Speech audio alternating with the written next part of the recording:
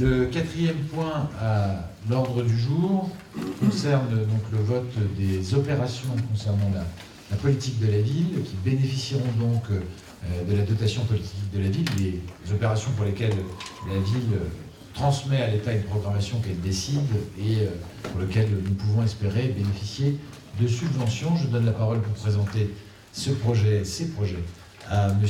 Nicolas Bloss. Donc je vais vous citer les 8, voire 9, parce qu'il y a eu un petit ajout,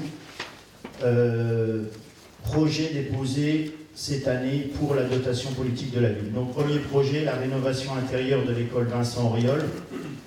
Donc c'est bien sûr la finalisation du programme, le rez-de-chaussée avec la réfection des sanitaires, ce qui permettra de finaliser et d'avoir une école parfaitement aux normes et refaite. Je vous donne là le montant hors taxe des travaux prévus, sachant que l'enveloppe globale départementale s'élève à 777 093 €, qui seront divisés entre Épinal Ville, Épinal Communauté d'Agglo, Saint-Dié Ville et Saint-Dié Communauté d'Agglo. Donc nous pouvons espérer avoir la moitié, soit dans les 390 000 €. Le deuxième projet, c'est la rénovation intérieure de l'école Jacques Prévert.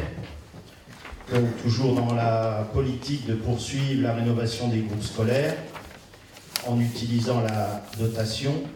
Donc ça concerne l'installation de faux plafonds et le remplacement des luminaires de l'école Prévert, avec installation de LED par souci d'économie, pour un montant global de 66 676 € hors taxe. La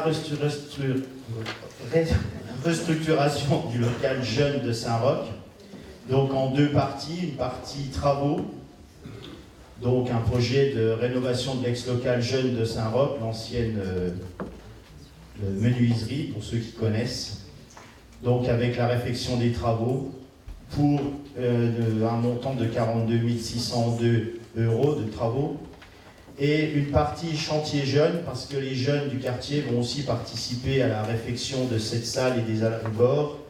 Et là, il y aurait 14 000 € de demandés, avec là quasiment la certitude d'avoir 100%, puisque 10 000 € seraient pris en charge par la politique de la ville et 4 000 par la CAF.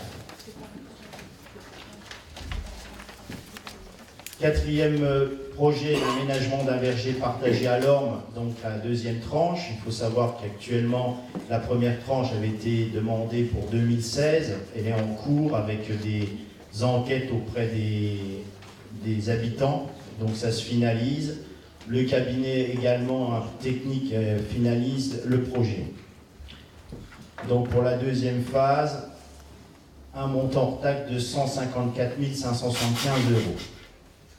La création d'un espace paysager sur l'emprise libérée du Bourgogne à Kellermann, également la deuxième tranche pour la même raison, et la même procédure a été faite dans le quartier de Kellermann avec des enquêtes. Pour l'instant, 129 enquêtes ont été récupérées et sont en train d'être traitées. Donc là, pour un montant hors taxe de 61 000 €.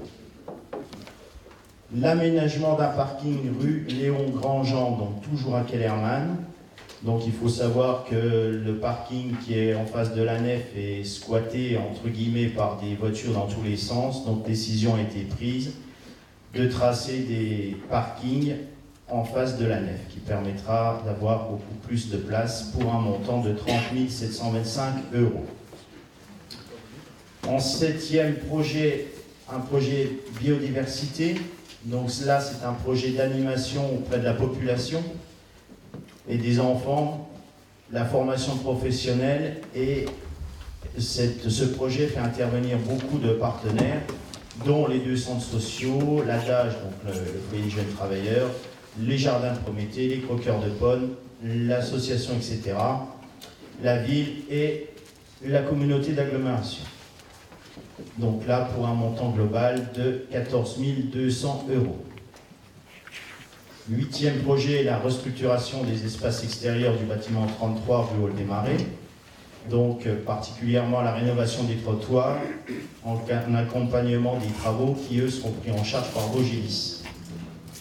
La ville va refaire des places de stationnement le long de la route en priorité et reprendre les trottoirs. Montant des travaux 29 705.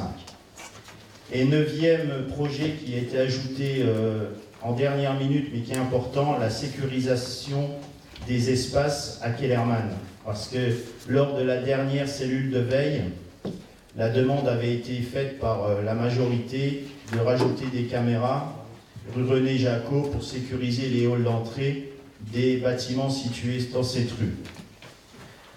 Donc c'est bien sûr une réflexion importante portée par l'État pour améliorer et sécuriser ce secteur du quartier de Kellermann, pour un montant hors taxe de 11 012,50 €.